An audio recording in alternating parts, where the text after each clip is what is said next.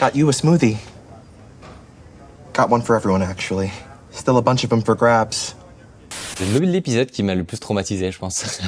C'est un épisode, pour ceux qui ne l'ont pas vu, qui extrapole, comme souvent Black Mirror le fait, le concept de note sociale. Et le fait que on pourrait, tout comme on note notre chauffeur Uber ou un restaurant, que globalement, ça se mettrait à contaminer toutes les zones de la vie et que socialement, on soit en train de constamment noter les gens, même nos amis, nos proches, et qu'il y a une sorte de système unifié qui derrière te donne accès à plus ou moins d'accès à l'éducation, d'accès à l'avion, aux moyens de transport, aux assurances. Et donc c'est un épisode qui essaie de pousser le curseur à fond. Moi, ce que je trouve intéressant, c'est de comprendre déjà qu'est-ce qui fait que dans différentes cultures, dans différents pays, on développe ce genre de système ou pas. Je trouve ça aussi intéressant de se poser la question de est-ce qu'on n'est pas nous-mêmes, parfois on est dans le paradoxal, on trouve ça extrêmement perturbant, extrêmement gênant, et en même temps, on ne voudrait absolument pas revenir à une époque où on n'a plus les notes sur Google Maps, par exemple. Bien se rajouter à la note sociale la technologie qui permet de la rendre omniprésente pour vraiment